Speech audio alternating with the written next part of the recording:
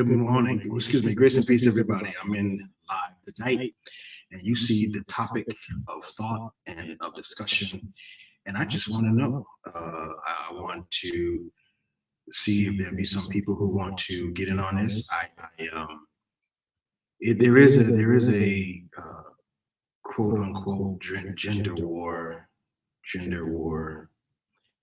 And a lot of people are upset. A lot of our women are upset. A lot of our men are upset. And it seems as though we can't seem to get past what the issues are. So I want to talk. I want to talk. I want you to, if you want to come on live here, hit me in the comments or hit me in my inbox. I'll let you come on, and we really need to have a discussion. I want to know why. I want to know what this venomous, this anger, this frustration that I'm hearing. It seems like everywhere we turn, there's always this divisive and animus that's between, especially in the Black community. A lot of our brothers are angry with the sisters, and some of the sisters are angry with the brothers. And I'm just maybe I'm out of touch. And I know it's out there. I mean, I hear it all the time, but I'm just a little.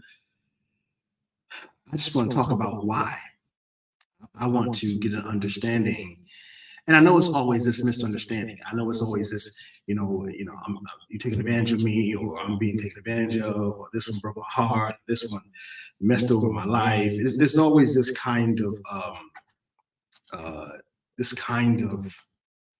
thing that we have as it relates to the community.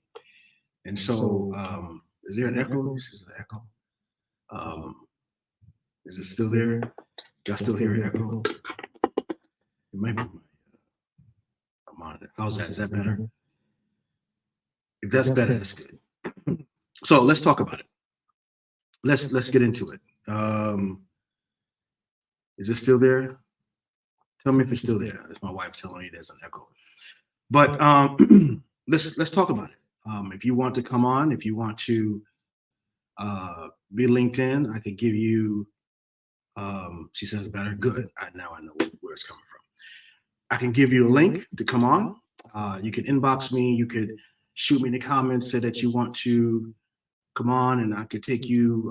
You could get in here, and we can talk about it. We can talk about what your thoughts are. I was having this conversation the other day with a couple of the brothers, and I was hoping that I could, get them to jump on tonight, because I do know there's a problem. I do know there is a problem, and it's a very complicated one, and it's something that we have to get past. We have to get through, because if we don't get through it, we'll always be dealing with the issues of this conflict that we have, right? And it's not healthy. It's not healthy at all. It's dividing us as a people. It's dividing us as believers. It's dividing us as a community, and there's a major issue. So we need to. I want to find out more about it. I want to see what your thoughts are on it, and to see if there's something we can work through. There's been a whole lot of talk in the media about this, this anger that a lot of our women have with our brothers, and a lot of the brothers have with the sisters. And so I would like to open up discussions on it. This is another subject that we don't do well with. There's a subject that we don't fare well with, and that's because we just can't come to a medium. There's so much pain, so much venomous, and I believe there's a bigger enemy at play here. There's a bigger issue at play. I think there's more to this than just the fact that we have this angry issue in our communities. I think there's a bigger enemy in the room, and I believe in my heart that we really need to talk to it and see if we can work through this. I want to talk about it tonight. Now, I'm be surprised if there's nobody that wants to talk about it, because it's a real issue. It's a real issue, and I have my thoughts on it, and there's a lot that I can say about it, and I will share in and chime in. But I wanted to see if there's anybody out there that's brave enough to let's have this conversation, and perhaps we can come to at least some understanding. At least we can help the generation behind us. I mean, if you're too far gone, if you're too frustrated, if you're too upset, if you're too mad to get past it, then maybe you can help. Maybe you can help some of our younger sisters who are dealing with this, who are listening to what you are saying about the brothers, and don't know what to do about it, right? So I want to have the conversation. I mean, I really want to have the conversation because I believe that it is extremely important that we do have this conversation. I personally want to see a lot of our brothers married, happily married. I do want to see all of our sisters happily married. In fact, I want to see everyone who wants to be married happily married. And to be honest with you, truth be told, I want to see some people who don't want to be married now. Because I believe that marriage and family and that construct is extremely healthy for our community. And I have an interest to see that our community is growing and prospering, especially when you find that this is one of the most wonderful institutions that God established, and me being one who was dead against it at one time. I was like, wow, this is exactly what the Lord was saying. When we get healed and get restored and get delivered, then we can really get some things cooking here. We get some things worked out. But we can't do that unless we have a conversation. So I'm asking those of you who are, and I find it interesting that I know that people are, coming in, seeing this, and they're running. They're running. They don't want to talk about it. But we didn't talk about it. Stop talking junk to each other and talk to us. Right? I wish I can get some of my brothers on here tonight. I really wish, I'm gonna tag my brother. Let me see if I can tag this brother. He's always got some good something good to say about this. And hopefully I can snatch him and wrangle him in here. Because he's a good advocate for the brothers. And I wish. Listen, you ain't got to stay on long. Just come and tell me what your thoughts are. Tell me what the problem is. Tell me why if you can help us. All right. I just got a text that says it's the dishonesty for me and not being willing to own the wrong. I'm not going to tell you who said that. So I see you, Deaconess Mona. Come on, let's deal with it. Tell me what your thoughts. Why there's so much anger?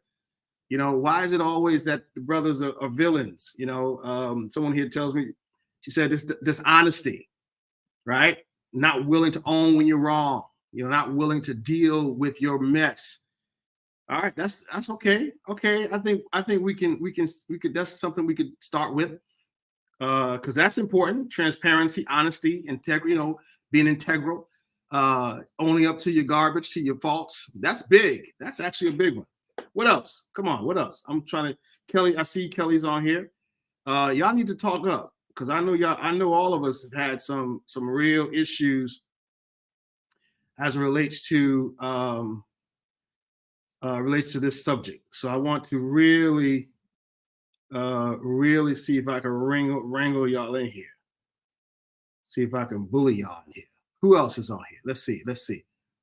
All right, I'm trying to get some of these guys in here. Come on, let's talk about it, y'all. Let's get it. Come on. Let's go. Give me your comments. Here we go.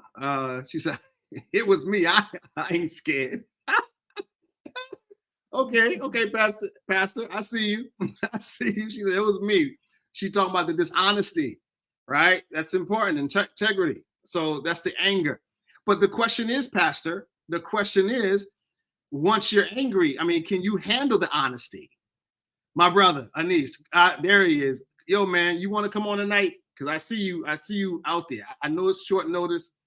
I'm gonna send you. I don't know if you can come on. If not, I don't know how you're feeling because of what is told to us, and they don't live up to it. Promises, broken promises. That's a big one. All right, that's a big one. All right, broken promises. We're gonna get through all this tonight.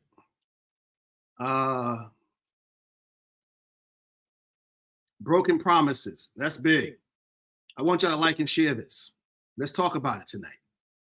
And Eastman, if you're able to get on, I reached out to my brother Calvin, Minister Calvin. I don't know if he's available tonight.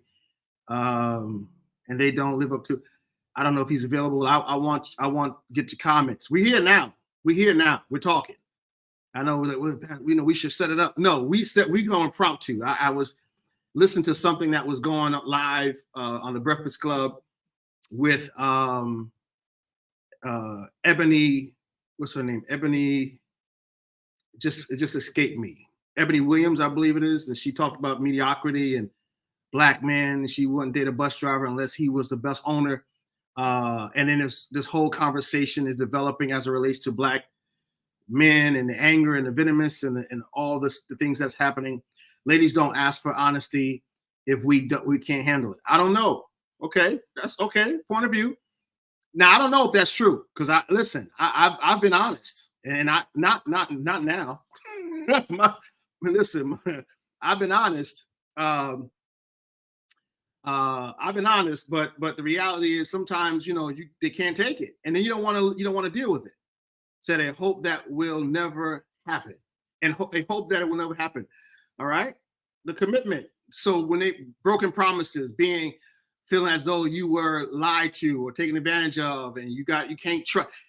That sounds like to me trust issues. Trust issues. All right. Let me shoot my man. The link to this so he can come on live with me. Because I listen, y'all know me. I ain't about all that. Man, I wish I could, man, but no, I ain't with none of that. I'm with you coming or not. Are you down or not? Are you in or not? Can you handle this or not? I want to deal with it. And I don't know if they can handle it. Some of the sisters need to come on too. I don't know if y'all can handle it. I really don't know if hold on a second, let's see something. I know you say you can. My wife and I were talking about this the other day, right? She said to me, am I fat in this dress? And I listen. Listen, I tell the truth. I do. You look a little thick in that dress. That don't look right. That's not, you can't, no. Bishop Hinton, my man, are you out here? I can send you the link too. I want to know what's this anger? What's this, what's this distrust that's going on? And then you find yourself in a relationship with somebody that you don't trust, that you think is just some typical dude that just, is it that you can't handle the honesty? That's another dynamic. I want to tell you the truth, but can you really handle it? Can you really deal? Can I really tell you how I feel without you getting your feelings in it, or without you losing it? Because that shuts off communication and conversation too, right? Lady Chris says, ladies have to brace themselves for honesty and for honest answer. All right. Deaconess Mona here. I'm gonna call Sister Mona. I'm gonna call you Sister Mona. All right. This was a sermon preached over 30 years ago, set up to be let down. Oh Lord. Is that really how y'all think? Is that really the consensus when you meet a new man? Now I wonder, this man ain't never lied to you before. You ain't never met this guy before. But is that the consensus, that when I meet this guy, everything come out his mouth is a lie? If that's the case, he never had a shot. Right? He never had an opportunity. I see you, Dr. Gordon. He never had a chance. If everything that comes out of his mouth is already a lie before you even met him, then how is he supposed to win? How is he supposed to? Think about that, right? So now, where did that come from? What's that? That's that preconceived notion, or that the thing every man's a dog, all men's a dog, all men are dog. They can't be trusted. Well, then that's a narrative that you adopted, that you perpetuate, because if that's what you think of somebody, that's what you're always going to see. I heard an old saying. I had an old mentor of mine in corporate, and he said, one of the things when we did audits and stuff, he says, Carl, let me tell you something. Whenever there's a witch hunt, there's a witch, right? And I was like, what does that mean? He said, listen, whenever there's a witch hunt, there's a witch. You're going to find a witch, even if you're going to make one up. You're going to make a witch. You're going to make it be a witch, even if it's not a witch. All right. My brother Anise says to us, two things. Women can't handle the truth. Women can't handle the truth, right? Never mind. All right, I digress. And he says, women don't care about what a man wants or feels. Is that true? See, now you see, we're getting somewhere now. We're getting somewhere. All right. So we have a honesty issue, and we have an issue about lack of sensitivity, which I find, my brother Anise, very interesting. That, you know, this lack of sensitivity that's one of the things that women always say, that men aren't sensitive enough, right? They don't care what you feel, how you feel. So I think it's extremely interesting that here it is that you are concerned about how we feel about you, but you can care less about how we feel. Ooh, is that true? Is that true? And women, you got to be honest, right? Because you got to say, well, I really don't care about how he feels. I know it's not a nice thing to say, but do you really want a sensitive guy? Do you really want a guy who's like crying about his problems? You know, I feel kind of down today. I don't feel like, you know, I don't feel inspired. You know, I feel like, you know, the weight of the world's on my shoulders, right? The weight of the world's on my shoulders, and everything is, you know, caving in on me. You know, what? Who wants to hear that? I don't know if y'all want to hear that. Y'all may not be able to handle that. All right. So yeah, that could be a real deal. And let me tell you something. I can't tell you how many times I've heard women say that, you know, when a guy complains he's weak. Bishop Hinton tells us, he said, women have been getting the representatives, and then after time when it becomes real, are we honest to go back and retract? Oh, this is good. All the lies and become honest, right? Oh, that's good. I know exactly what he's saying. I may have read it wrong, which I will do. He's saying, wait a minute. Okay, so once a lie has been put out once something's been put out about us, right? And then you find out you were wrong, but now you put it in the streets, right? You go on Facebook, you talking to your girlfriend, you talking to your leaders. You know how church folk are. You run the brother down. He did this, he did that. Or he ain't doing this, he ain't doing that. But once you find out that that is not the case, do you go back and tell everybody that's not true?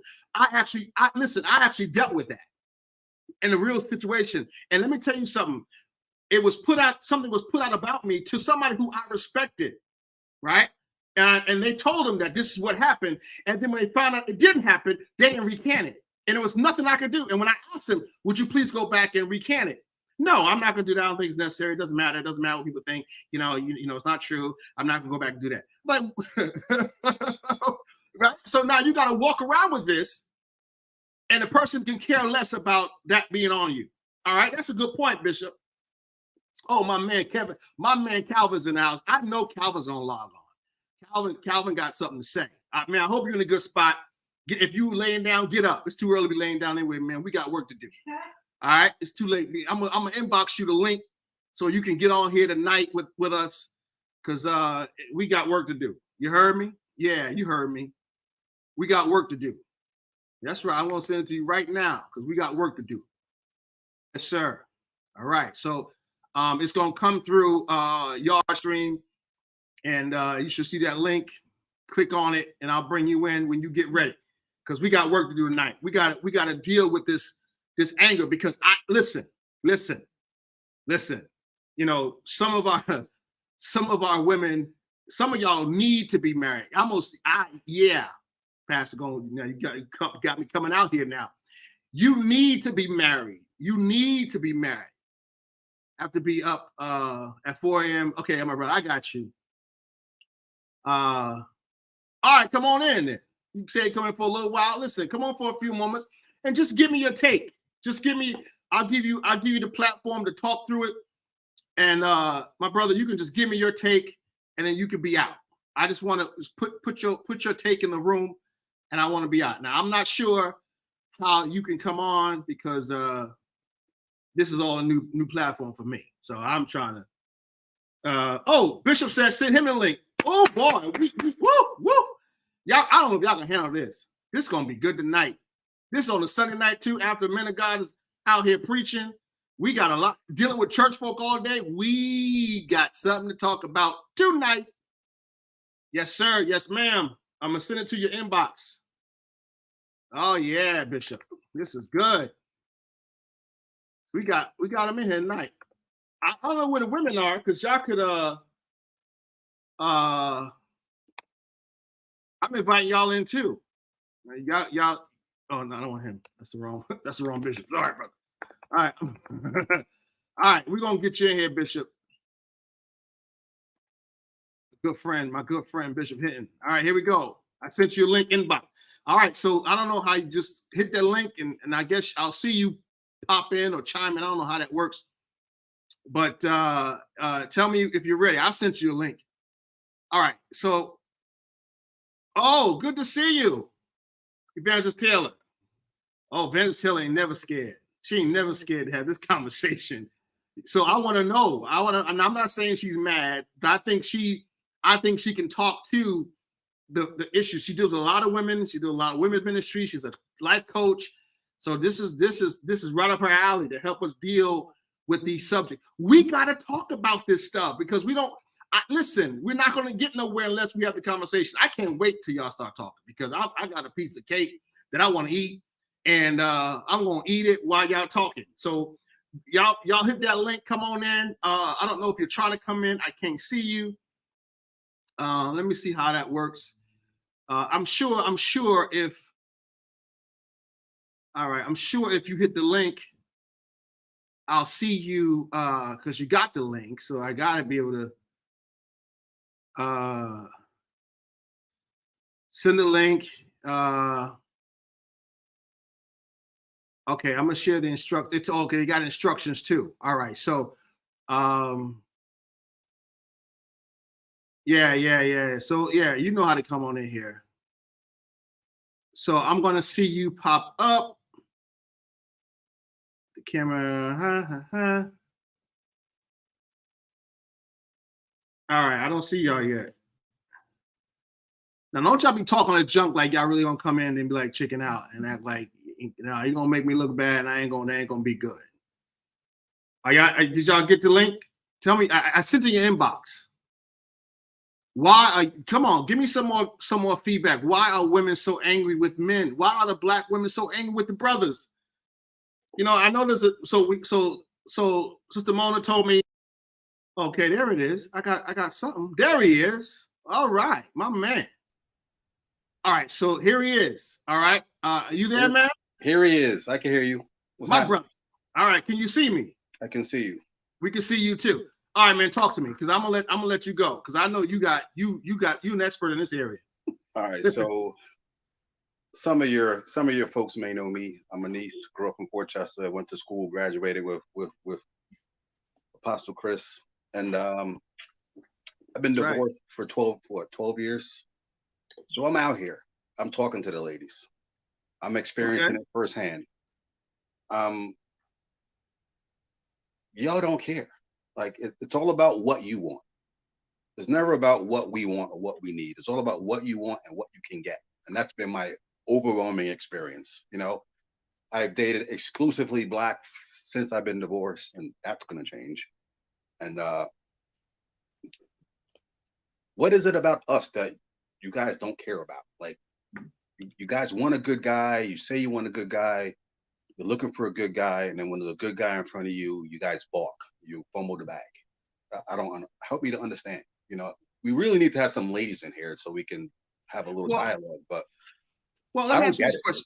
Let me ask you a question, man. So okay, you out, right? Like you said, you out here, man. You know, divorce. First of all, divorce is enough. It's traumatic as it is, right? Mm-hmm. So now here it is.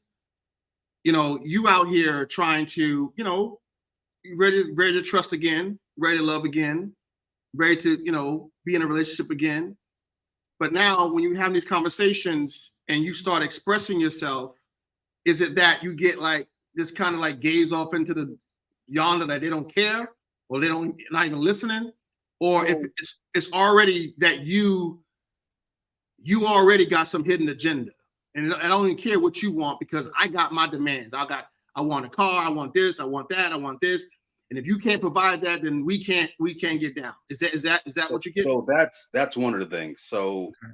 women have all these standards that they don't meet themselves, not even close. You know, you have to have this, that, and the other thing, this college degree, that car, this much money in your bank account, but they broke. So it's difficult when someone's asking you for the world that has nothing to offer. And that's been my overwhelming experience as well. We don't need much as guys, and women need to understand that. Okay. We don't ask for a whole lot. Primarily, a man wants peace. I want peace and respect. And that's it. If you could respect your guy and give him a great deal of peace, I mean, you're gonna have to have conversation from here and there, and it might not be nice, and it could be trying and emotional. But if 80% of his day is peaceful with you, you win. You win. And all the arguing and so one thing women need to understand why men are closed off is because you guys usually weaponize what we share with you. Okay, say that again. That's good. Women will weaponize the things that you share, the intimate things, they'll weaponize those against you. So the next argument, she's throwing it in your face. And men typically don't do that, you know? So a woman's strength is with her tongue. A man is physically strong, a woman is verbally strong. Okay. You guys cut to the bone marrow. So women, if you're listening, right, when you're talking to your dude and he shuts down and doesn't say anything, he's falling on his sword. There's no victory, there's no win. He's just gonna shut up and let you do your thing. No more gas on the fire, because he's done. Because he's done. He's done. And I mean, and that's something that I do. I just don't say anything. I'm like, all right, here we go. And so, ladies, if you're listening, right, and you're talking to your dude and it's getting heated and he just shuts down, he's finished. Just stop. There's no more progress. So let me ask you this question before you go. I know you got to get up early, and I got my man Calvin in the wings. He's waiting to come on. We're gonna bring him in a minute. But right before you go, man, you say that what should she, say, well, if he shuts down, he's done. What should she? How should she express how she feels? That's the question. Like, because when a woman starts talking to us, sometimes they're talking about things they're going through and how we feel about it, and we're trying to open up and be with them. But now she wants to tell you how she feels, but it's going to sound like a complaint. How should she bring these things? Because every person has a right to want what they want, right? I mean, you got a right to want what you want. I agree. And you want to be able to tell the person, because there's some standards, right? There's some standards, and whatever those standards are, they come from someplace.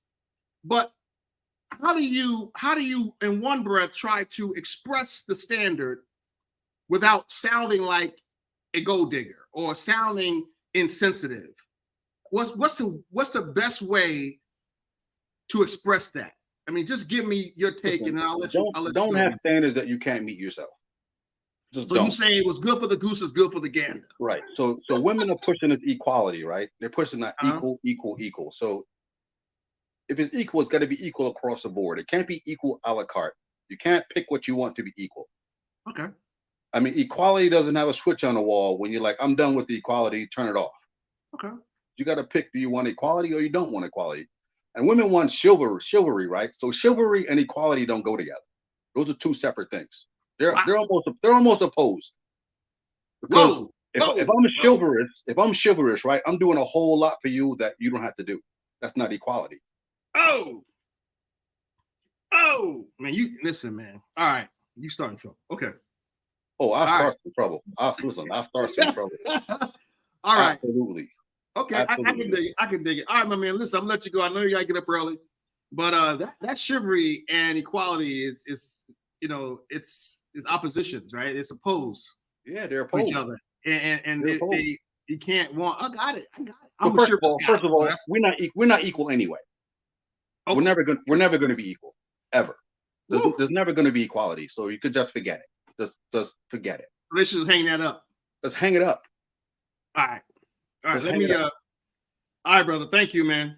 All right. You have a good night. Thanks for having me on. Thank you, man. We ain't done. We're not. Listen, we're not done.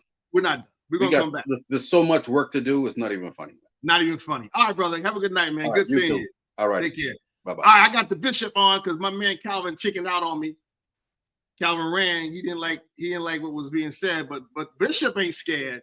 Come on, Bishop. Talk to me, man. I see you. Can you hear me? Bishop, you frozen? Can you hear me? I can hear you. Yeah, you oh man, you get your Wi-Fi is jacked. It's got me going in and out. You're frozen, man. Let me I can see you. You there? Oh yeah, you frozen, man. Do me a favor, go out and click back in because I can't even. Now oh, there you are. You're moving a little bit. Bishop, I know you got good Wi-Fi, man. You be on Zoom. I'll be seeing you. Why your stuff ain't working now?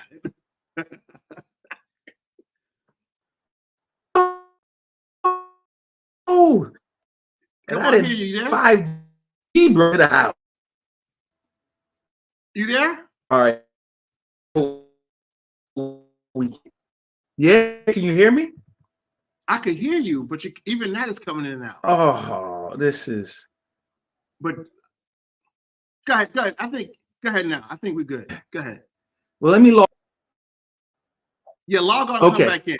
All right. So where do you want to start with this? Okay. All right. Yeah, log on and come back in because you're breaking up bad on me. All right. So Calvin, man, listen, Calvin, stop playing. Come on in. All right. So let me get through some of these comments. I got some good ones here. Y'all in here. All right. So my dear sister, she hit me upside the head and said, I don't know where he found these women at.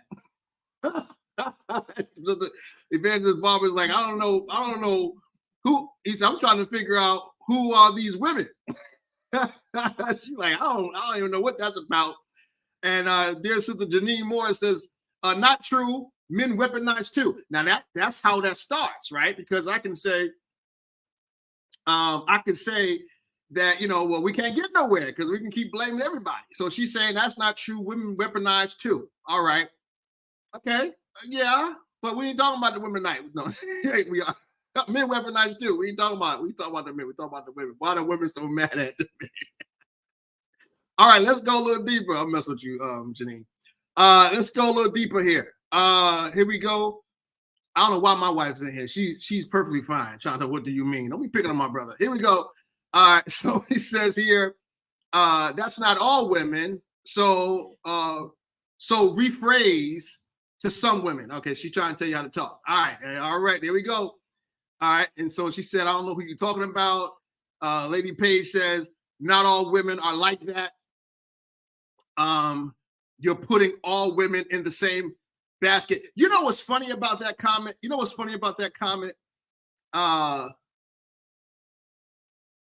She said negative. Okay, I got it. You know what's funny about that comment is that it's like not all women like that, but it seems as though all men get put in the bucket too, right? Like it's I know it's not fair, but that's what happens. I'm wondering what happened to my brothers. Y'all must have got on here and started seeing these comments and ran for the hills. All right, so Dawn says people really need to stop with this narrative. Nobody's mad at y'all. Wait. I don't sounds a bit angry. Yeah, absolutely. Janine says absolutely attracted to the same type of, obviously attracted to the same type of woman. It has nothing to do with black. Okay, all right. So Dawn tells us y'all need to stop talking that smack because ain't nobody mad. Sound mad to me, Dawn. All right, let's get let's get back. Where's my brother at? Where they at? Oh man, these guys. Okay, do I have to send the link again? Sound mad to me, Dawn. You know you sound mad. All right, let's go. What I want to know. Because we got to get this straightened out. Okay, I'm gonna send a link again to my brothers. I don't know what happened to them. Calvin, I was really trying to get you in here, and Calvin dipped on me. Calvin, don't let me find out that you scared, man. All that junk you be talking. I know good and well you ain't scared. I know good and well you ain't scared to be out here talking with us. I'm gonna send it to you again. I'm gonna hitting the link again. I don't know if maybe it was a bad link. I don't know, maybe that happened. I'm gonna send it again to both of these gentlemen because I want to hear it. Make sure your Wi-Fi is good so I can hear you. We gotta get your perspective. We're gonna have a little fun with it because I know it's important to have a little fun with it. And I think somebody just jumped on. I don't know who that is, but I'm getting there in a minute. Who's that? Okay, let's go. Okay, there he is. All right, Bishop. All right, let's go. I got you, sir. You there? Oh, he got the frozen. Bishop, you there? Oh man, he frozen again. Bishop, you there? We in? Okay, talk to me, sir.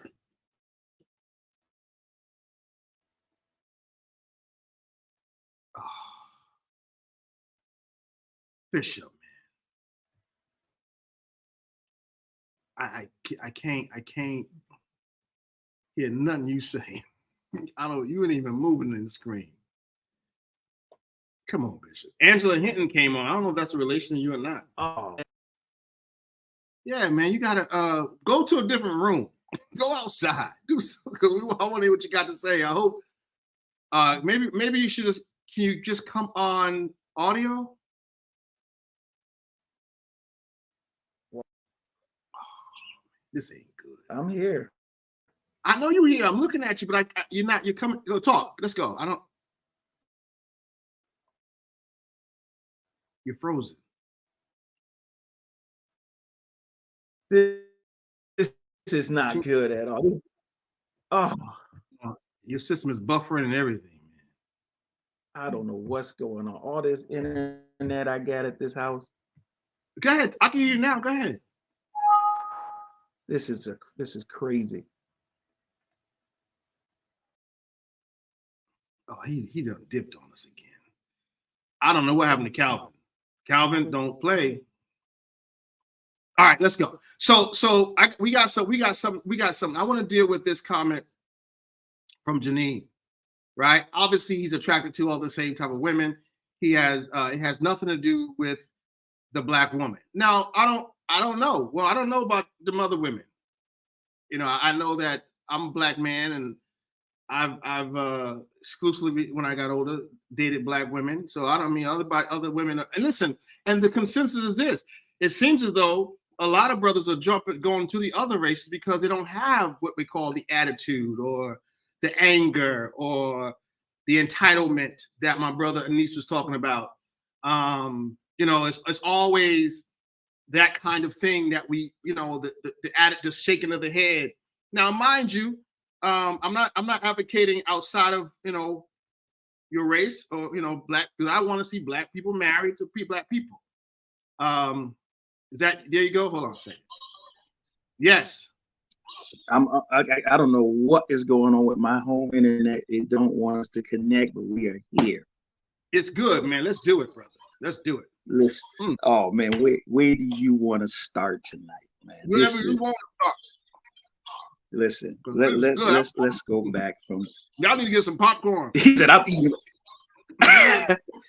This is from someone that has been married, divorced, got to a place, and my wife would tell you, I had told the church, I had told Archbishop White, after this divorce, I don't even want.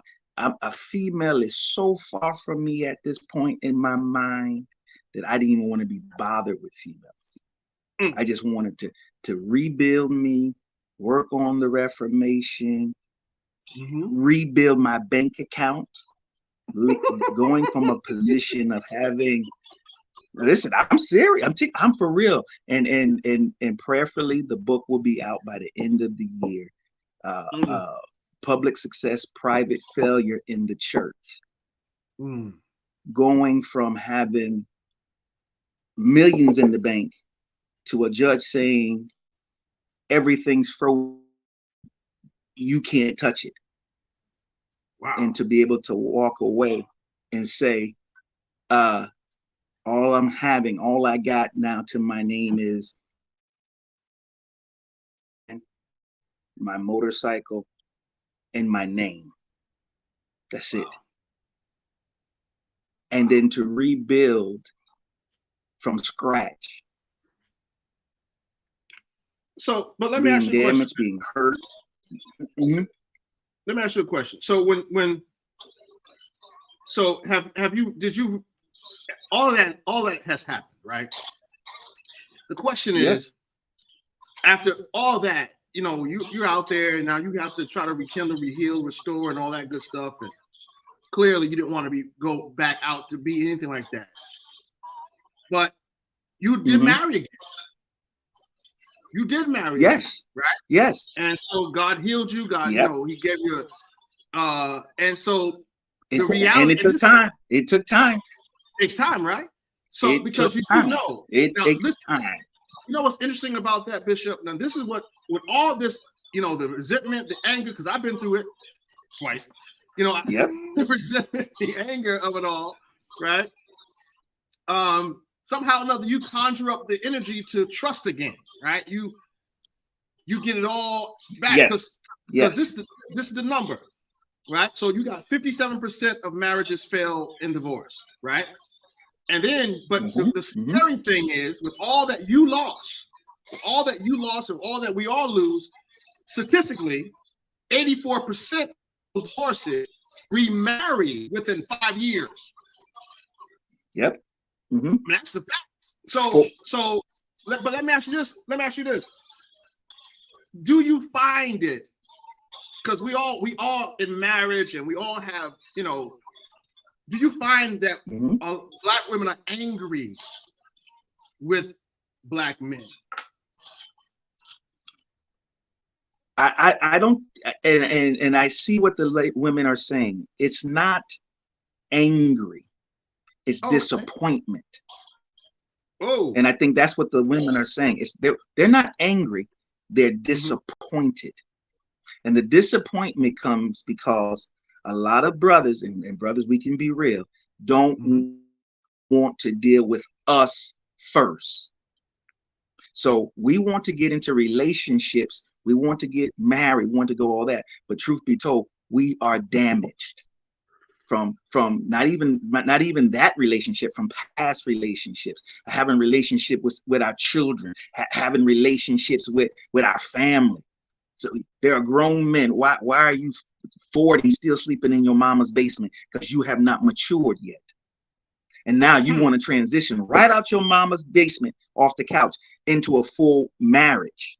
And you have not understood manhood yourself. So a lot of women are being disappointed because they get, and this was what I was trying to say, they get this representative sitting at the first date, and it sound good, but the representation is off.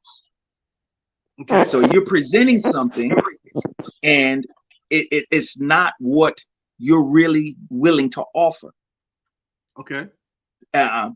And because of that, now it sounds good on the first date, sounds good on the second date. Now you're 3-4 months in, and now you have to go back and well, this is getting serious. Oh, now you're serious. So now you have to go back and So are you saying that they're validated to be married? Oh, yes, they are. And again, this is the representation of there are women, because listen, here we go. When I'm saying to myself, I don't want to be married. I'm good. This ain't gonna work. But God knew what I needed. I needed someone that could help me reestablish, rebuild, refocus, and be able to be a pillar and support to me. Because guess what?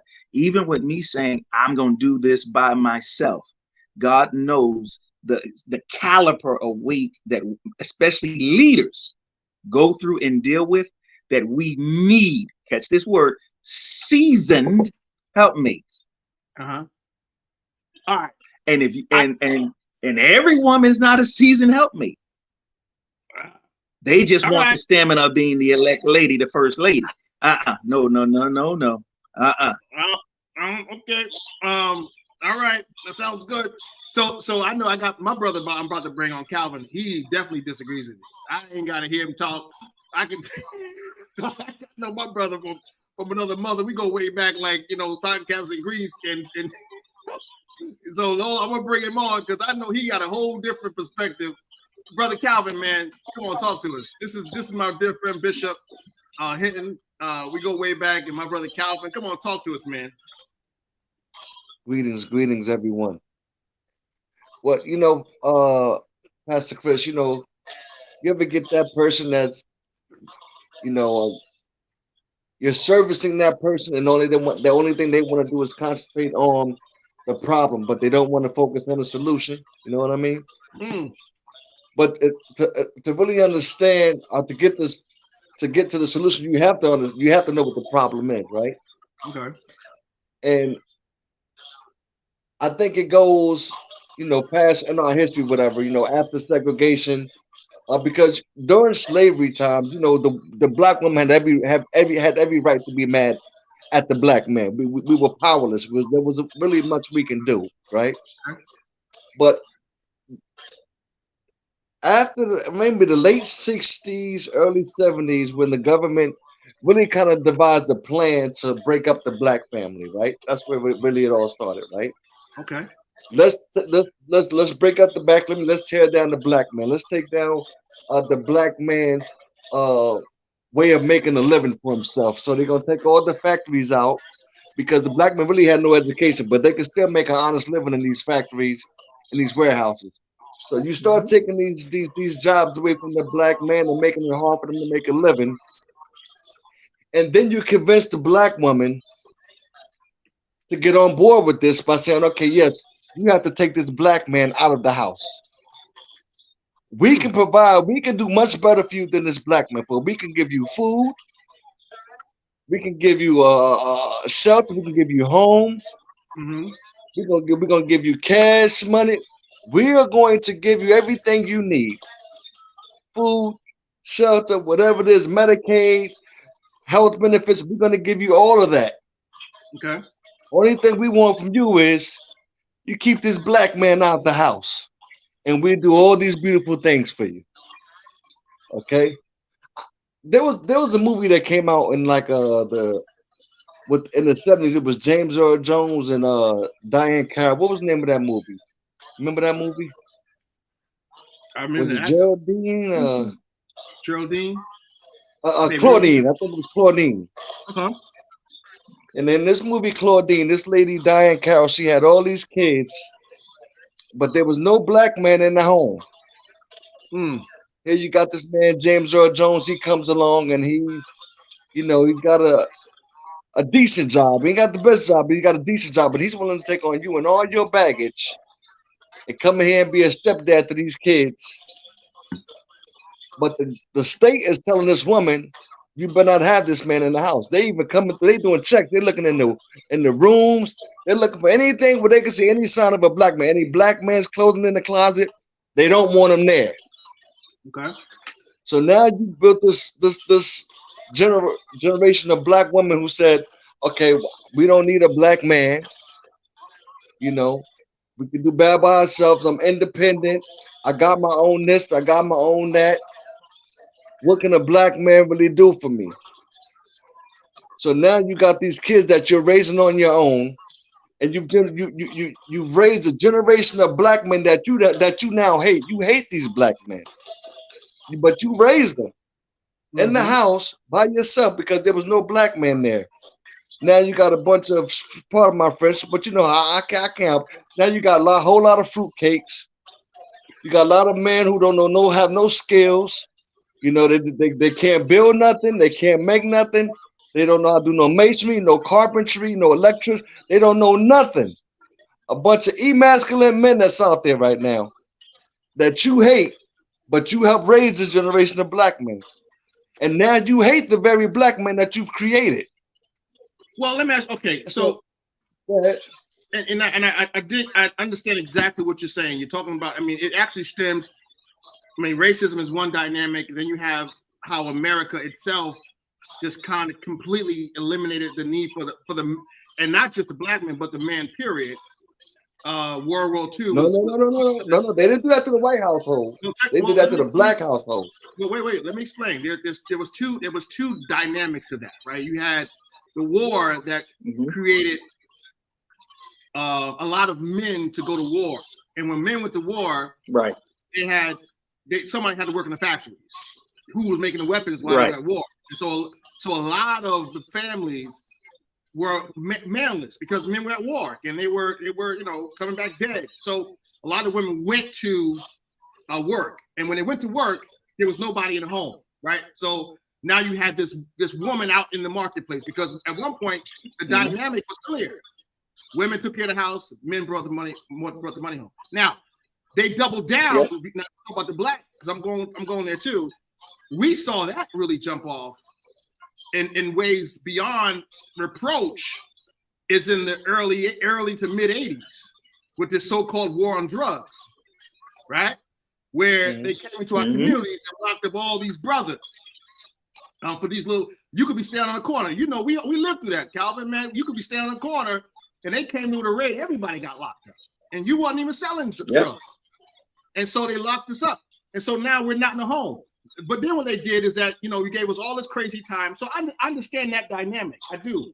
And I understand that a lot of our black women have had to deal with the struggle, right? But something happened.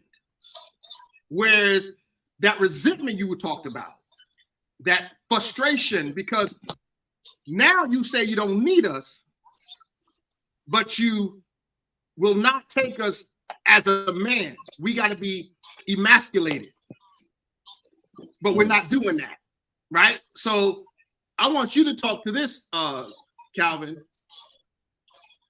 the frustration now that we have, because we all hear it, right? There's a major, the root of it. We could put that together because we read and we understand. But how do we, first of all, why is this the case now? Like, we educated, we're reading, we know, why are women still mad at us? Is that because they can't control us, or because we won't be beta, right? Or did a lot of our brothers do a lot of damage to these women? I mean, what is it? Because is it just that they're mad, or is it that somehow we got our hand in this? And I think that's what Bishop Hinton was getting to. Do we have our hand in it? I'm asking. Well, because the ratio. There was a time I was a dog. When I was in my teens and in high school and so forth. Come on, I can be honest about it. We all were there. We all were there. So I'm not going like I wasn't. You know what I mean? Like, but I'm not saying that it was just because I wanted to be. That's how we thought we were supposed to be, right? Right, wrong, or indifferent. We kind of looked at the dudes that were before us and kind of took. Man, I got my stuff on my microphone, man. I got a nice mic. Took some stuff with before us, and we kind of learned from that. So talk to me, man. I mean, why are they so mad now? They got their money. They got their bag. The ratio of black women to black men is far different. I mean, the pickings are very slim, right? Okay. A lot of us are either incarcerated A lot of us are either uneducated, jobless, like Bishop Hinton said, and living in their house, mama's house at 40 years old, Mm-hmm. and so when the dating pool or the pool of anything was out there, whatever, when you got all these women competing against each other with a little bit of decent men that are out there, that's going to cause conflict right there, because women are the most competitive things that's out there. I mean, I can't think of anybody more competitive than women, right? Mm-hmm. And so when you got all these women competing for this little pool of decent men that are out there, that's enough to make anybody bitter. They're mad at the world. You know what I mean? So the women got needs too. They got sexual needs. They want to be loved on. They want to, you know what I mean? But when that's not there, people get upset. People get mad. Okay. People got needs, and the needs are not being met. And I think a lot of those needs we are accountable for. I look at you, Kali Chris. You always post, my father took time with me and showed me how to use my hand and build my cars. How many of us men take time with our sons and say, guess what? Let's be honest. College may not be for you, but there's HVAC, there's electrical, there's plumbing, there's other trades, there's other things you can do that you can grow to be a provider, a father, a husband, a man. And those morals are being surely but surely sifted away. If we look at 10 years from now, I might just ask the question, will the real men please stand up? Because it's going to be very few, because we don't take time to groom our young sons today. To this day, I open the door for my wife when she gets in the car. I learned that from my father. You tell these young kids right now to open the door for their girlfriend, boo, whatever you want to call it, they look at you like you're crazy. And women wanted to be treated, not as that is special, but these are the things as being helpmates to us. How do we? That relationship that pastor had with his father is not, with all due respect, it's not the norm in the black community. No, you don't see a lot of black fathers that are hands-on. A lot of black fathers weren't even in the household. And you got to understand that school to prison pipeline is real. No doubt. The black man is a target in every sense of the word. So right as soon as they coming out of high school, into high school, whatever, they're a target. There's a target on their backs, either to be killed, be put in jail, and if they're not doing that, they're out there, they're trying to make a way, because they don't really have no direction at all, because there's no black men in the household. So now the first thing they want to do is try to make a quick buck by selling some drugs or something like that, which again is going to lead right to prison. So there's no direction, so we created a generation of men that really don't know what the hell to do or where to go. So what you're saying is black men are going to become extinct. That's what you just said to me. Oh, that's without question. Well, that's what's happening. Just like the WWE, the World Wildlife Federation, goes out and not allow extinction. That's our job too. I got 4 boys. I don't want my boys to be extinct, so I have to teach. I got 8 godchildren that are sons that I have to teach. So we can't keep saying, hey, we're not going to do anything about it. It was just going to happen that way. We have to build that community back up. Well, Bishop, okay, Calvin, you said something, man, that kind of triggered something in my thought. You said, and I want to get it back because it's so important that we deal with it, because we want to deal with the fact of the frustration. You said something about, my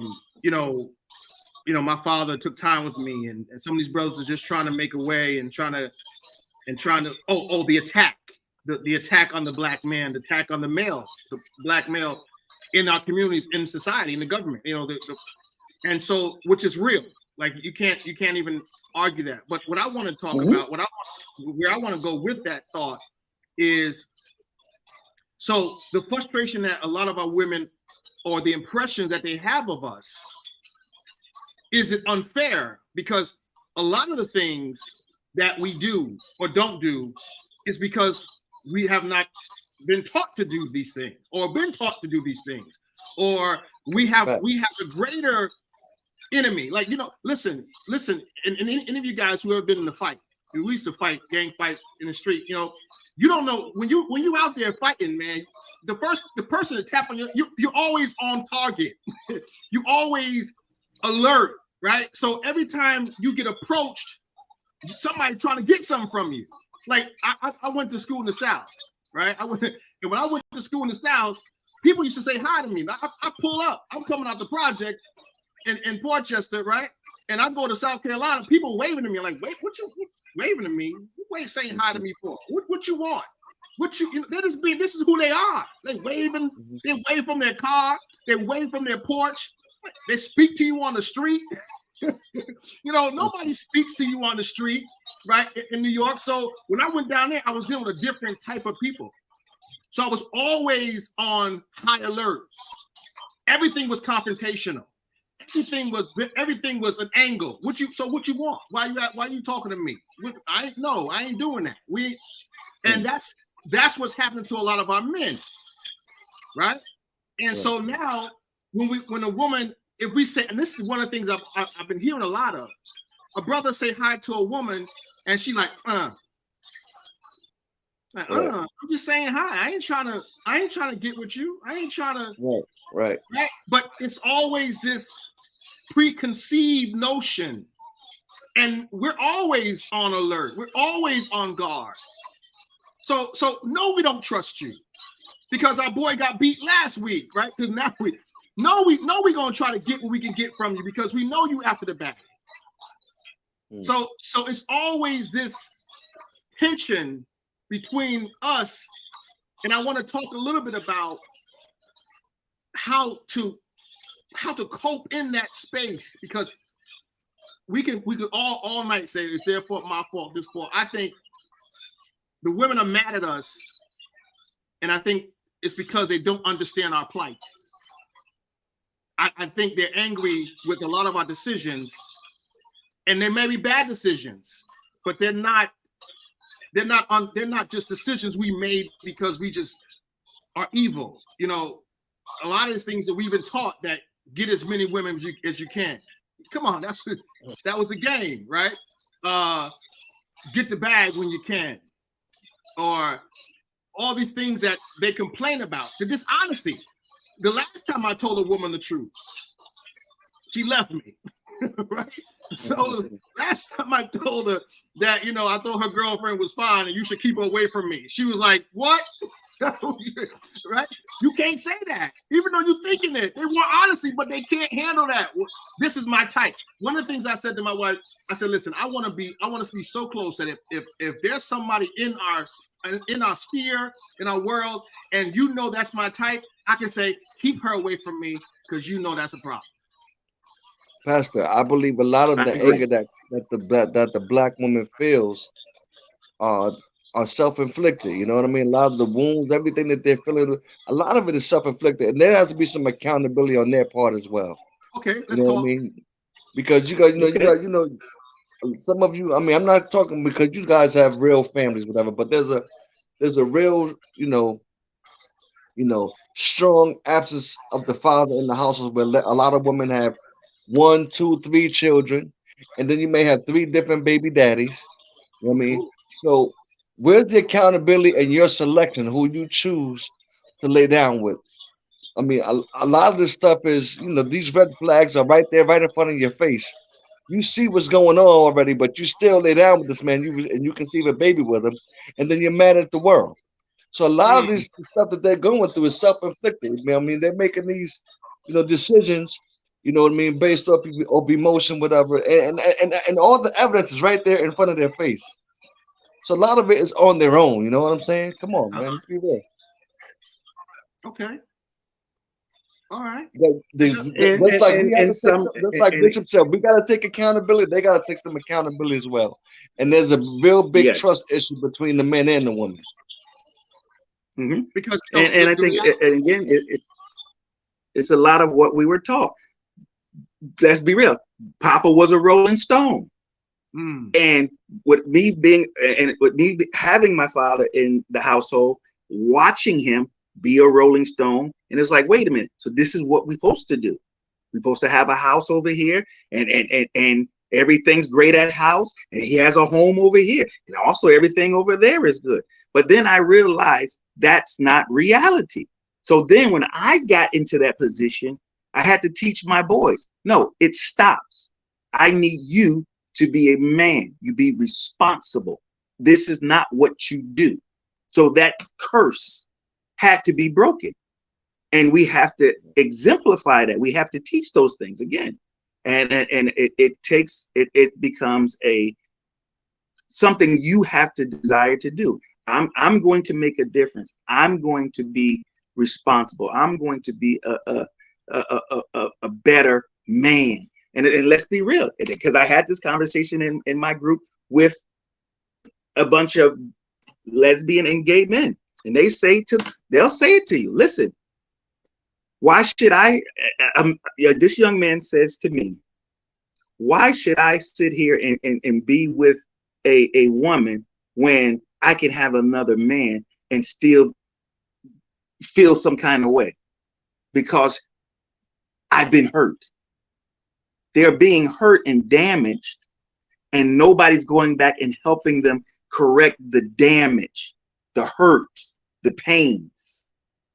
So they'll just keep being hurt, and then hurt begets hurt, and then it gets hurt again. And this hurt is now trickled to the point nobody wants to deal with the hurts. Well, let me jump in here, because I remember, now my dad raised me. Well, I lived with my mom, right? And I had my dad in my life. He didn't live in our house. And I came on last night. I talked a little bit about and I watched the Kirk Franklin documentary. It's actually really interesting. And if you get a chance, you should try to check it out. But I watched it. It is. And it made me think about the nights. And I haven't thought about this since I was a kid, right? My dad and mom stayed, were married for most of all of my teenage years, probably until I got, into my late teenage years. They finally got divorced. But my dad would come over and spend the night. He'd come over and hang out a couple of days. And I mean, he lived in town, and I was very much in his life. But it made me think about the times that he would come over and he was there, right? And he spent the night. I'm like, man, maybe he's gonna stay. Maybe dad's gonna move in. And if he came back 2 nights, man, it was almost like, wow, this is gonna be great. Didn't really know why. Why that was gonna be great, but it was gonna be great because dad is there and he was gonna move in with us. And if he did 3 nights, man, it was like, man, we all in. I was excited. Then the 4th night he wouldn't come. Then he wouldn't show up for 3 or 4 nights a week. He might come for breakfast. He'd show up for breakfast. So the reason why I mentioned all that is because that was something that I'd hoped for. But on the flip side, I knew my dad had multiple women. I knew all of them. I knew every last one of them on a first name basis. I can tell you how my father felt about it. I can tell him what category they were in. I can tell you who was the primary, who was the secondary. There you go. Who was the jump off. Papa was a Rolling Stone. I get it. I can tell you all about these women, how he really felt about them. I mean, how the sex was. This was in my teenage years. My dad told me all this, right? My dad was like, listen, man, I'm going away, but if you want to use my place, man, make sure you change the sheets. It was like that. So in that environment, now again, this is me away from mom, because mom had us in the church. So I had the church yelling at me, get saved, Jesus, Jesus, save, spitting on me, throwing rock, oil at me, telling me to live right. Dad telling me, man, hit everything you can, because you can't be gay, because I'll kill you. That was the word, right? Because you ain't gonna embarrass me in the streets, I'll murder you. He was serious too. So I had that going on, right? So here I am on one end, Papa showed me everything that a man's supposed to be. Work hard. My dad did work hard, gave me a trade, made sure I worked, but he played hard too, because I know that at night before he dropped me off, I had to clean the car because he going out. And he going out is he gonna get something new, or he gonna go out with something he already had? Because that was a hustle. Now I'm growing up in this thinking this is the way it's supposed to be. So clearly I'm dysfunctional. Clearly I don't have a respect for marriage. Although I wanted family, had no idea how this worked, right? So of course there's gonna be a lot of women mad at me. I never forget this. And hey Calvin, I'm gonna tell you this. You don't know what I'm talking about. So I remember I showed up at a and I told my wife about this, so it don't matter because I told my wife everything. I showed up at a Portchester Community Day event. You know the big thing they do every year in Portchester, Calvin? Yeah. Right? Right? So they just had it not long ago. I missed it every year ever since then. But anyway, not on purpose. I just can't seem to get there.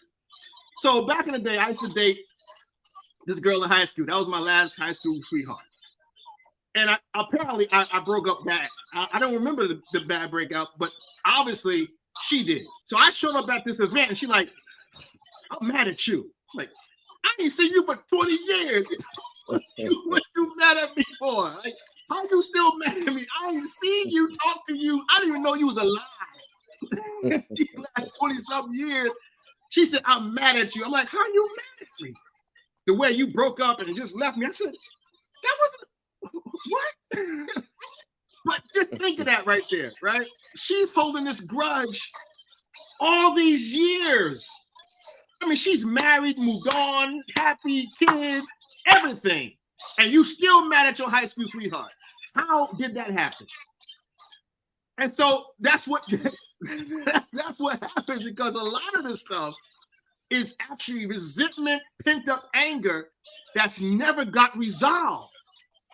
Yeah. And it's over some dude that don't even know. Like, you carrying stuff, and women, y'all can come on and defend yourself, but you carrying stuff that the brother that you with didn't do.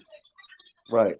You know what I mean? The brother you with, he did none of that. The guy that just said hi to you in the store, that thought you were cute and wanted to get your number and try to, he didn't cheat on you. He didn't lie to you. He didn't take your milk money. He didn't pour your hair in glass. Right? That's You didn't put the frog in your lunchbox. I mean, you mad at the guy. You're mad at the guy who's just trying to take a shot, and he could be the good guy. But your disposition is off. And that's what I believe is that's why I say a lot of it is self-inflicted, man. It's a lot of it comes down to their decision making. And then you can't be mad at the world because of your decision making. You chose this man. You chose to lay down with this man. You chose to conceive a child with this man, and yet you're mad at the world because this man does not provide for his child or do what he's supposed to be or be the man he's supposed to be. Like, come on. I mean, yes, the man is wrong. He's definitely wrong, but a man's gonna do what a man's gonna do, right? I don't know, but is that a pact? See that talk right there, brother, right there, right? That's gonna get you in trouble. because you're right, and you're right. Now let me now in the male's defense, because there's a lot of things about men that women just don't know, right? And it's a fact. Like, men are seed bearers. I say this all the time. Like, we need sex. It's not like, oh, you can no. Men are designed to populate the universe. That's how we're made. So we listen, you gonna release, even if you ain't getting none, go to sleep. Because in the morning you're gonna have a surprise. Because your body is gonna release it. Listen, y'all can talk like y'all gonna say, oh, pastor. Yeah, I'm a pastor, but the reality, I'm a real dude. I'm that guy that's gonna tell you. We gotta be real. We gotta be real. Because now you got men who out here who are made for this. And that's why Paul said, see, and listen, I got a book too. Paul said, don't deny your husband your body. It's no longer yours. If he wants it, you got to give it to him. It's not like you have a choice. This is my body. No, not if you marry that dude. Now, the problem is, a lot of these brothers are terrified to get married because, like my man Anis said, you lose everything when you get married. Like, really, what's the upside to a brother getting married? Other than the fact that there's certain level of favor, or but you could couple, and there's a lot of that going on because a lot of people don't want to give up half their stuff. You can't tell a brother, listen, I'm gonna get married, but I'm gonna give up. Bishop Hinton just told us what happened to him. He got millions of Calvin. I don't know if you heard him, man. He got millions of dollars in the bank, and he came away with his name barely. Yeah. In his skill set. What upside is that? Real talk. Like, what's the upside? Because of course, of women favored, right? And I'm convinced brothers to get married because from my level of faith, we gotta have it that way. I don't necessarily y'all may get a little shook, but I'm kind of on here. I don't necessarily believe it has to be the way that this government establishes it. I believe that a man and woman could have commit to themselves and God would honor that as a unit. I just believe that. Now, y'all might get mad, you gotta go before the man and just a piece. Nah, that's for legal purposes. I think God invented marriage, therefore he has a right to decide how it goes down. He never told us to go to a courtyard or go to some courtroom or talk to somebody. He said, when you make love to that woman and you bring her into your home, take care of her, that's your wife. Yes. So that's the book. Now y'all can, mind you, my wife got papers on me, which I'm willing to sign because she's the bomb. So I ain't got no problem with that. And let me tell you something about my wife. I said to her, because my pop, before he died, he said, you're going to have to get a prenup. I said, what? Calvin, you left us? He said, you're going to have to get a prenup. I said, I ain't no. All right, Pop. I ain't no prenup. He said, you're going to have to get a prenup, man. I'm telling you right now, you're going to get a prenup. And I never had the conversation again. And by the time that, we got married, he had died. I think he had died. Yeah. It was right around that time. So I never did that. I didn't need to. I just knew this is what it was. But I understood his point. Yeah. I understood what he was saying. I understood why he said what he said. And the truth of the matter is, if you talk to a matrimonial lawyer, he'll tell you crazy for not to get married in this day and time without a prenup. It's insane. Literally, it's insane. In fact, there's a term. It's called irreparable harm. It's almost malpractice for an attorney to tell you not to not tell you to get a prenup. He said it's if a lawyer does not tell you to get a prenup, you can sue him for malpractice because percentages of successful marriages lasting is almost impossible. It won't. It's just the likelihood it won't last. Yeah, and when I moved from Connecticut to Charlotte, with what I had, that was one of the things my attorney and my accountant said to me. Now, if you're going back into this, like they said it like this. What we just went through, I need you to get on. And I was like, no. See, this one, I'm trusting. This one, I'm believing. And I don't want and I'll be honest. And when I sat with my counselor and said, hey, they said to me to do this. What do you think? And even the counselor said, well, where's your trust in your wife? This new fiance of yours.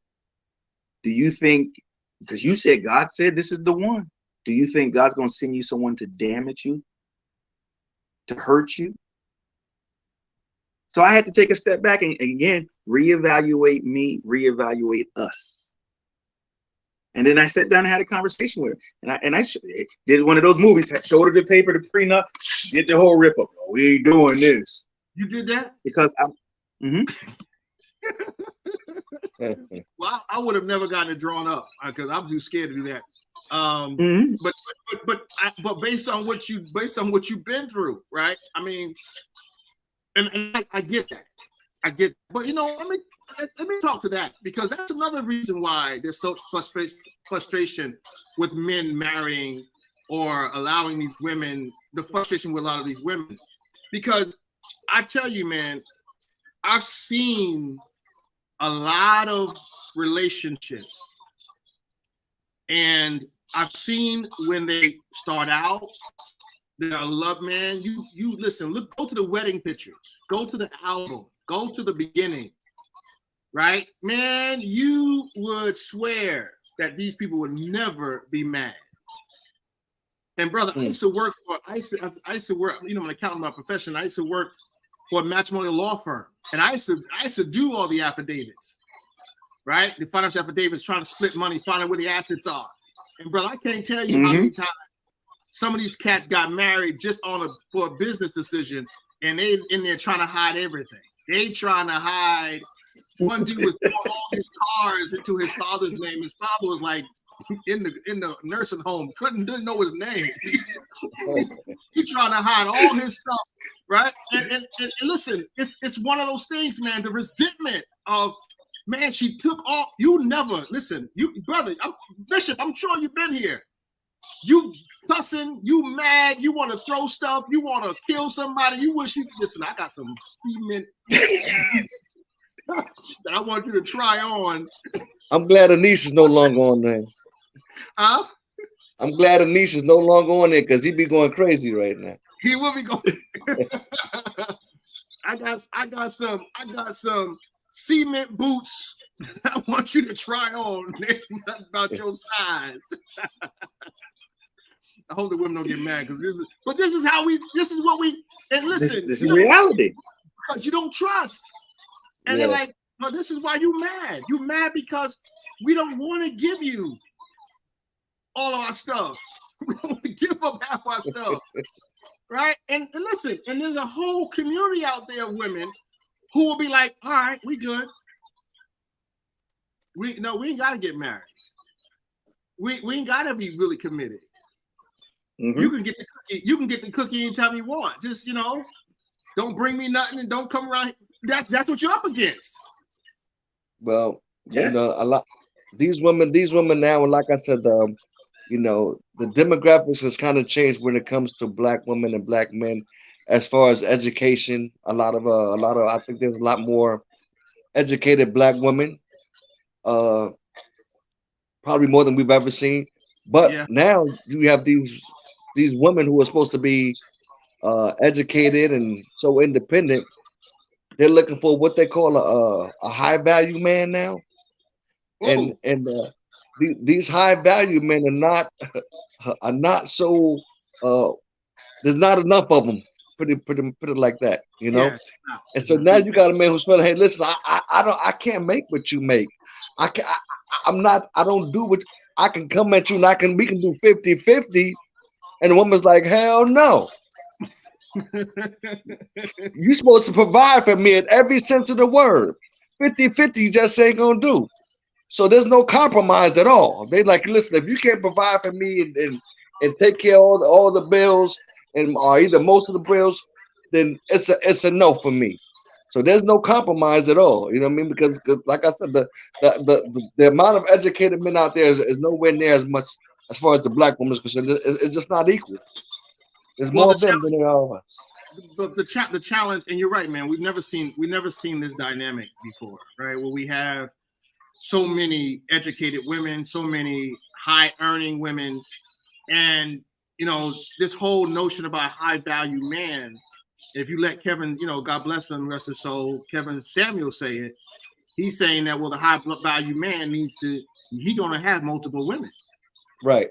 That's just so now you say, well, I can't deal with no man who has multiple women.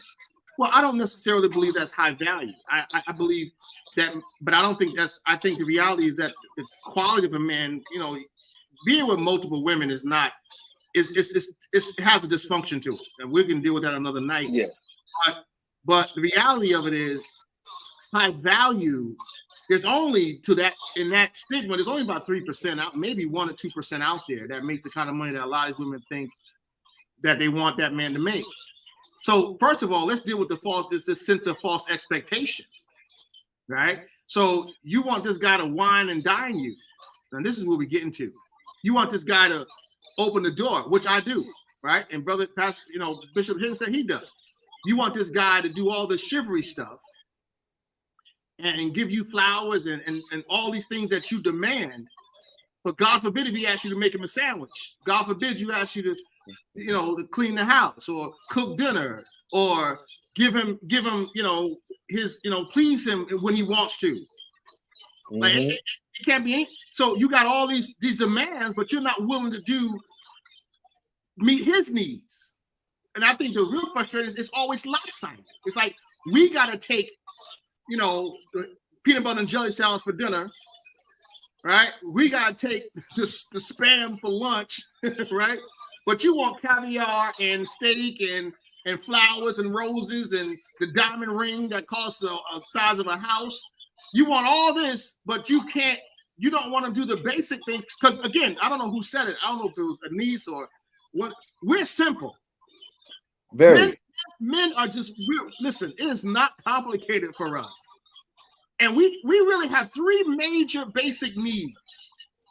Three. I mean, some guys might have a few, but we got about three, right? 1, sex. 2, food. 3, peace. You give any solid guy those three things, you won't have a problem with him at all. Feed him, sex him, leave him alone. Women don't like Anise said. The women don't care about the need. You'll have how many women out here say, he ain't gonna never find another woman like me. I did this. I cleaned for him. I cooked for him. I did this and that. I said, yeah, you're talking about all the things you did for him, but did you ever ask him what he needed from you? Did you ever ask him what he needed from you? You know what I mean? Thank you. He probably didn't need you to cook for him. He probably didn't need you to clean for him. That's not what he needed from you. You never asked him what he needed from you. But you think because you did all of this that he was supposed to be happy. No, you never found out what made him happy. You know what's interesting, Brother Calvin, is that's what somebody told him we need. Yep. And it was what some woman told you he needed because that's what her man needed. But you ain't his man, her man. You the other guy. You not your mama's man. You not your auntie's man. You not your grandmama's man. You your man. And you don't you don't learn how to cook, how to clean, how to do laundry, how to wash dishes. You learn how to do that. You could cook a full course meal with one leg, with an arm broke. You don't need nobody to clean your laundry. You know whites and brights and colors. You know detergent. Right. You know not to put bleach with the colored clothes. You know how to clean yourself, vacuum your floor, dust your furniture, how to set up your own place. You know that. What I need you to do is be in my corner when I make a decision to do something that's risky.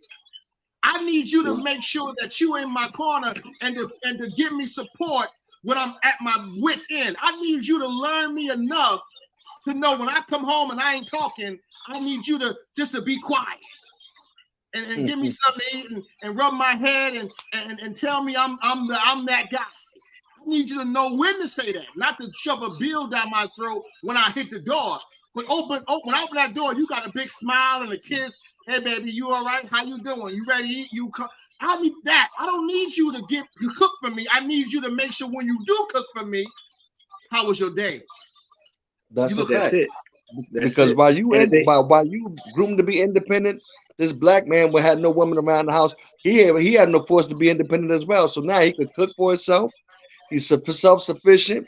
He can clean the house and do everything he got to do. So he's independent as well. You know what I mean? That's right. It comes down to what are you going to do for him, man? Because he can do that by himself. He can do all those things on his own. Well, he doesn't need you to give that to him. We struck a nerve because the women's are leaving. The women's is like, I'm not talking about it. Man, this has been good, man. This has been real good. It's been good, man. I just don't think it's gonna get any better anytime soon, Pastor. That's all I'm saying. Let me ask you a question, man. Let me ask you a question. And so I guess we need to end on this. What do you like? I think we kind of touched on a little bit about what would make it better. And I think the whole thing of teaching our men how to be men, right?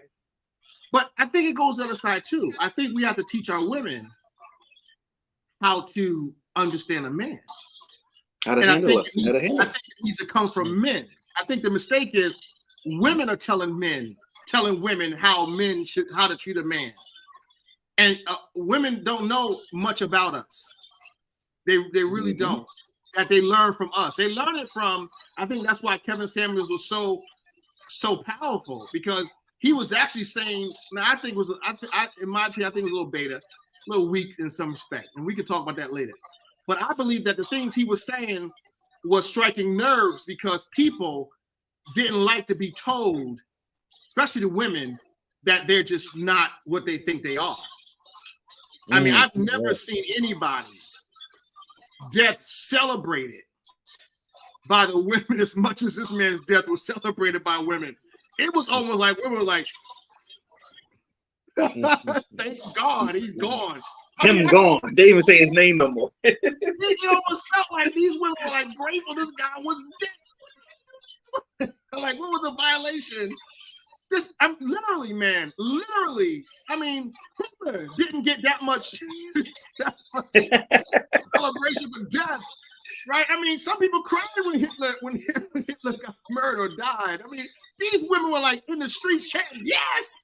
I'm like, thank you, Jesus. Thank you, Jesus. Yeah, but Pastor, he died alone. He died. Look at what are you talking about? So I mean, and I'm gonna tell you what that was. Calvin, I hear you, man. I'm gonna tell you what that was, because this guy was telling him, you're not all that you think you are, and you are not worthy what you think you're worthy, and you don't really have a right to feel that entitled that you feel. And he was really, and boy, what you don't want to do is tell a woman about herself. You don't want to do that. So go ahead, Calvin. I'm sorry, you want to say something? I was just saying, just like there's a bunch of young black men that were born up in a single family household with their mom, it's the same way there was a bunch of young black girls that were brought up in that same single family household with their mom, and they didn't get a chance to witness their mom being able to take care of a man. They didn't, so they don't know that nurturing spirit. They don't know because they didn't see it. They didn't see their mom doing what a woman's supposed to do for her man or her husband. They didn't get a chance to witness that because there was no man in the household. So now they come up and because they haven't had a chance to witness something like that or see it, for them, they have no idea, what to do or how to service or how to be there for a man because they didn't have that. They didn't see it in the household. Yeah. They don't know how a woman should be nurturing and caring and be that partner. They didn't see it, so they don't know how to do it when they become a woman. Yeah, and you're right, man. The lack of like one of the things that my wife, she grew up in a household with her mother and father, and now I did not. So although that's what I always wanted, now I see is a stark difference. I mean, and there was a level of respect. Like in her household, her father was that guy. No abuse, none of that, but he was the man. He was a man. He took care of the family, and her mother, even to this day, gets up every morning, makes him breakfast. Every night makes him dinner, does the laundry, takes care of the home, doesn't give him any trouble. I mean, that is what. Listen, man. And when I had a conversation, we had this talk before we got married because it was tough, and I'm like, so what is your idea of family? Like, what's the day to day for you? And when she ran it down to me, I was like, oh, I'm in. Tell me what to sign. What we? Because she told me, I was like, listen, don't say no more. I'm good. We can do this right now. Because she explained everything that I wanted and that I knew I needed. Yep. And then she told me what she needed from me. And she said to me, I need you to be accountable. That's it. I just need to know where you at, know what you're doing. Just be accountable, be present. And I was like, okay. I didn't have that. My wife grew up in a single family household. There was no man in the household. So she didn't, like I said, she didn't know whatever. But I also felt as a leader of my household. You know what I'm saying? because See? you know my pops had taught me. He said, "Listen, the man provides, takes care of everything, can take care of all the bills, whatever." And I did that, but I still failed as a leader. You know what I mean? See? Because Yeah. I thought that was all that I had to do. You know what I'm saying? So I said that the next time I'm gonna be a better leader. Mm-hmm. I said because I didn't give her she had no real responsibilities. You know, she really didn't have to pay no bills. She had an allowance, all that. But she was really, like I said, she had no responsibility, and I felt that not giving her responsibility. So I said, okay, as a man, next time, you know what, I'm gonna pay all the bills. Mm-hmm. But what I'm gonna do is I'm gonna delegate as well. Mm-hmm. You're going to pay something. You're going to put some money into either a vacation account every month. You're going to make sure that there's money into an emergency fund every month. When we go out to dinner, I shouldn't have to pay for nothing. You pay the tab. Maybe I'll pay the tip, but I'm paying all the household bills. I'm going to elect you to pay something. You're going to have some type of accountability, some responsibility, whether it's a vacation fund, emergency fund for the house. You're going to do something. Well, let me ask you a question. Go ahead. That sounds good. That sounds good. But in reality, I mean, it's kind of going the same way, right? I mean, you got these demands. It is cool, but listen, I advocate this. Whatever works for you, man. Whatever works for your home, whatever works for your life. I get down. You happy? You love it. You like it. I love it. Right? There you go. There you go. But the reality is this: is that when we sit down and start talking about teachable, because that's what you want. Miles Monroe said that you will never get a perfect woman, and if a woman that you get, you got to be able to teach her something. She's not going to have it all figured out. And how you set your home family dynamic is really based on your leadership and whatever works, because whoever can ascribe to that, Calvin, that works for them. You know what I'm saying? Like, you sit down with this woman and say, this is how we're gonna get down. Now, if this is good, okay, then you're not the one, because you got to get somebody who agrees with your philosophy of life, right? How you live. Because everyone don't. And again, she may be open, right? My wife she's great. Like, I'll say, this is what we're gonna do. She said, okay. She said, okay. I said, she said, okay. Because that's how she gets down. Now, if I say, well, what do you, if she disagrees, she'll say, no, I don't think we should do it that way. What do you, and we'll talk about it.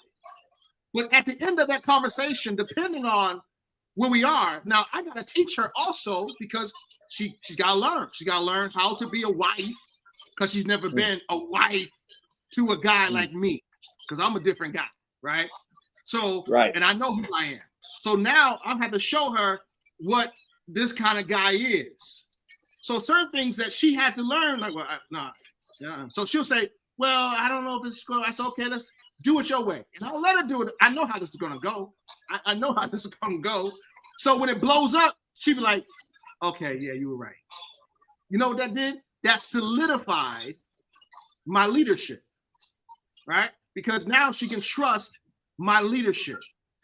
And sometimes, not that she bucked, not that she was all up in arms, and I knew if I said, no, we're not going to do this was going to be, she would have said, okay. But I knew that I needed her to believe in my leadership, right? Because I didn't come with a whole bunch of demands. Like, I didn't come like, you're going to do this, you're going to be cross T's. No, we're going to flow into this, right? And that's fine. Like I said, you like it, I love it. I don't care how you get down. But I think a lot of these women that we are seeing today already have their guard up. Like, like you say, you're going to pay the bills. I'll pay all the bills, but I need you to do such and such. That works if it works. But a lot of these women hear stuff like that. They be like, no, he's trying to get over. Wait, how am I getting over? I'm paying the rent. I'm paying the light bill. I'm paying the car notes. I'm paying everything. All I'm saying to you is take care of the dinner. But I want my man to wine and dine me. All right, well, I'll tell you what, you pay a light bill and I'll take care of dinner. You pay a right. Right. So that's what I'm saying, Pastor. If I got to spend all my money on bills every month, you don't have to. You listen. Come on, man. But Calvin, see, over here at the Chris's house, it's all our money. My wife will tell you in a minute. And she funny. She tell me, your nightstand, that's our nightstand. I'm like, don't be putting all your stuff on my nightstand. Why don't you put some stuff on? I said, it's always ours. It's always ours when it's you want my stuff. Like stuff. But she like, no, it's us. It's us. Our stuff. So yeah, bro, I understand. I understand what you're saying though, because I think that we all have to learn, how to like what works for us, right? What works for you? It starts with a conversation. Yeah, and that conversation has to be transparent, right? It has to be transparent. It has to be brutal honesty.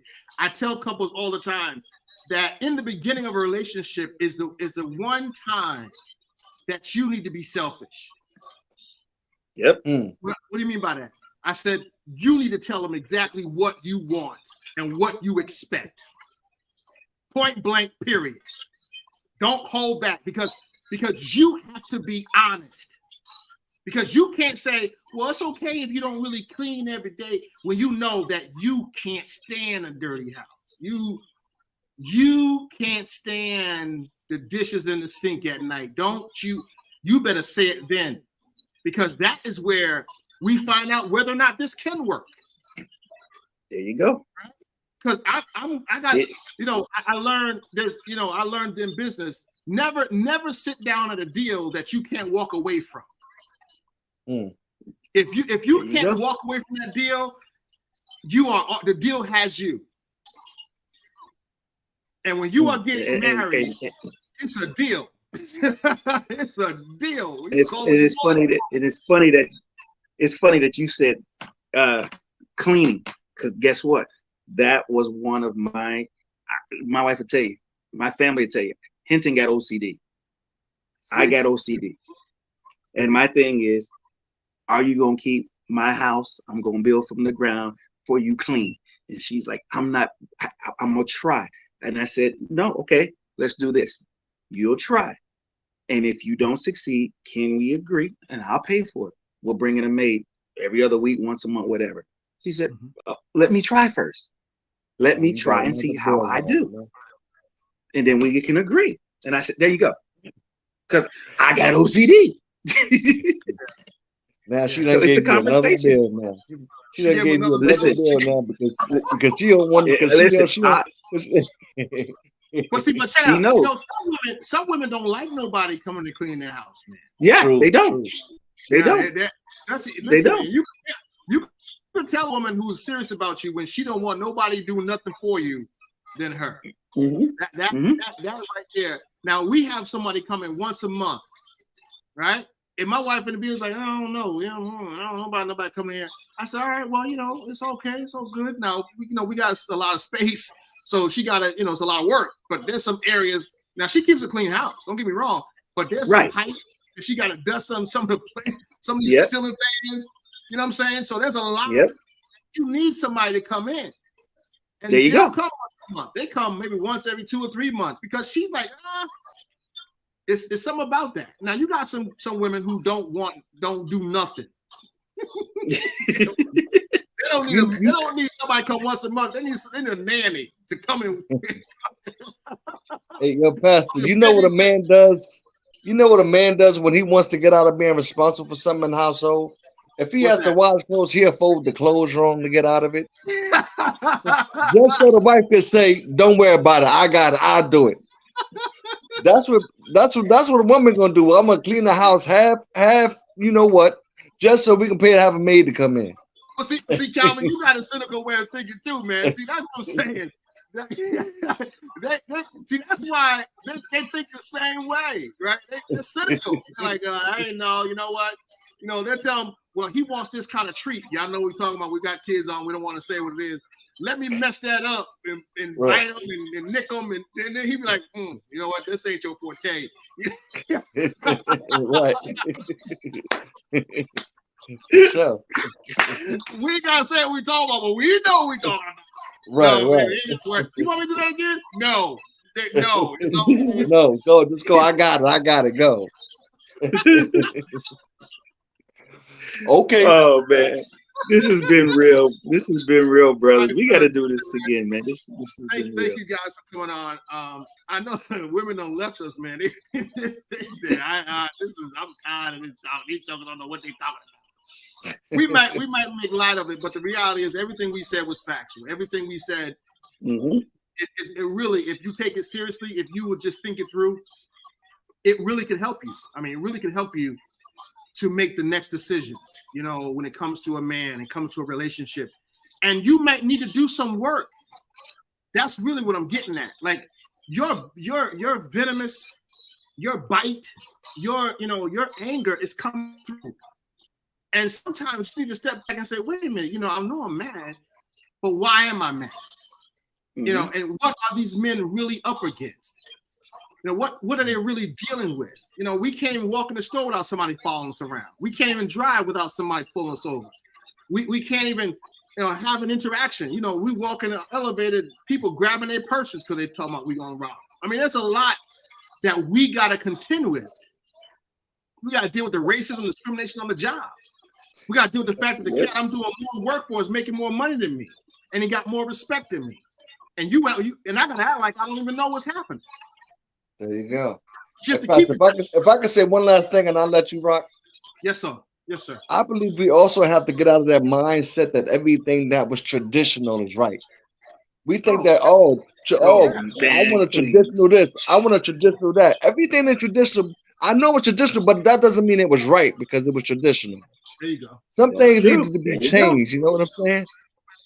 So we got to get out of that mindset. Oh, I want a traditional man, a man that did this and that, whatever. A lot of our mothers, our grandmothers were left husbandless, and a lot of kids were left fatherless because of these fathers worked themselves into an early grave.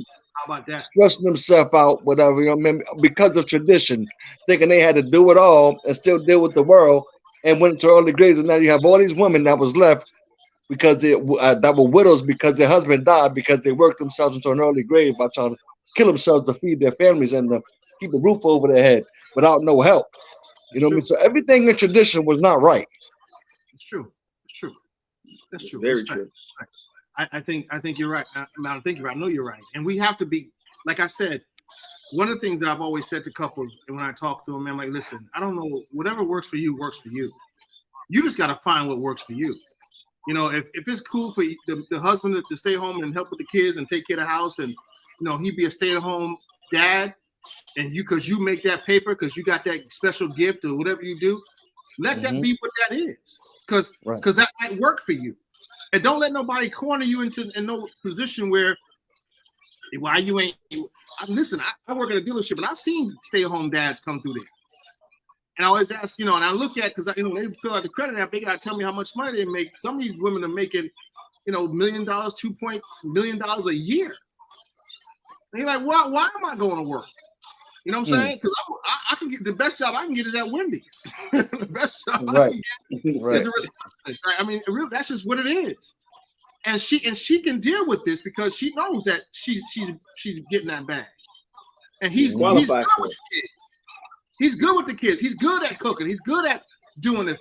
That's what works. You follow what I'm saying? Yep. That's what works. And you got to tap into who can work with you. And I think that's one of the things.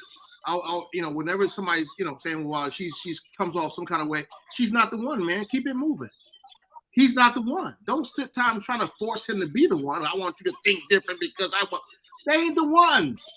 Listen, they're not the one. You can't change him. You can't make him what you want him to be. He's not the last dude. Well, the last dude had a good quality because he used to do this for me, but you don't really do that. I'm not him. Why don't you go back? Oops, you lost it. Okay, so he didn't want to be him either, apparently. So we got to deal with that, man. But brothers, thank you so much, man. Yes. Because I'm gonna hit you up. We're gonna do some more of these talks because they get a little dangerous. But we're gonna do some of these talks because I think they're important. All right. Thank you, brothers. Have a good night. Love you, brothers, man. I love you, man. Take care. Be well. Good talking to you. All right. All right, ladies. So that's it. People of God, all you church folk, all you wonderful people, y'all have a wonderful, wonderful night. Thank you for participating. I hope y'all ain't got too mad at the men of God. I hope y'all still okay. But nevertheless, it was a good talk. I got kind of hot and heavy in the beginning, but I'm going to do this again. I want to know what the anger is, what the fight is, what the problems are. All right. But I think it's a good conversation. I think we should have more of those conversations. Now, if you were in here, go back, look at the beginning. We got off to a rough start. People didn't really want to come on and couldn't get nobody in, but we had some good talk. I really wish that some of the ladies had come on tonight and kind of gave us their point of view. They did in the chat. This is kind of typical too. You know, women, they'll send you a letter in a minute. They'll send you a letter in a minute. But they won't tell you to your face. Anyway. All right. So y'all have a good night. Thank you so much for being with us. And I look to see you well. So don't forget, tomorrow morning is morning devotion. We're going to be on here praying, talking about family. I'm going to talk about, we're going to have a conversation. My wife will be with me. Lady Chris will be with us on tomorrow morning, I believe. But we're going to have a conversation that says, help, I married a fool. Woo, that's going to be good. Help, I married a fool. Yeah, that's going to be good tomorrow morning. All right, so 6:15. Let's get up and let's get on so we can have that conversation. Then we're going to pray with you. We're going to pray for you, and we're going to spend some time in prayer tomorrow. And but really, I want to deal with that. Don't forget the conference, October 25th, 26th, and 27th. Please register. I think the registration is back to normal. I gave you all a coupon on yesterday. What's today? Today's the 6th. Oh, yep, it's gone. I gave you a coupon that gave you $100 off the registration. So you were able to get in for, I think it would have been less than $100, which would have been a tremendous benefit. I got, oh God, I guess I could tell you one of my major guests. Bishop Brian Keith Williams is going to be with us. That's going to be absolutely tremendous. Amen. Sweetheart, if you could put the website in the chat. So Bishop Brian Keith Williams is going to be with us. We are so looking forward to that. I have this tremendous gift out of, I think, Atlanta, Apostle Tebow. Angela Tebow, she's going to be with us, a dynamic woman of God. Listen, I ain't going to tell you everybody, but they still coming in. I have a prophet coming out of New York who actually handles a lot of the youth programs with the governor. He's going to help us how to reach our children. He's the person who is dealing with this firsthand on a daily basis, and he's going to be with us in this conference. I'm telling you, it's going to be major. I haven't told y'all all the other tremendous gifts, but I want y'all to start registering. Please get the registration. If you see this tonight, log on to the site, check it out. We did a great job with getting it organized so that you can really, really just click in, register, choose your workshops and seminars that you want to participate in. The nights are open to the public, but it's all things family. All right. We've been on for a little while now. You guys have a good night. Hope you had an awesome Sunday. I know I did. I was able to see, I didn't hear her preach a full message, but I was able to get there for ministry, and she did a wonderful job. I got the link, and I'm going to watch it. Whitney heard she really, really blessed the people of God today. All right. God bless you. Have a good night, and I'll see you tomorrow morning. Be well.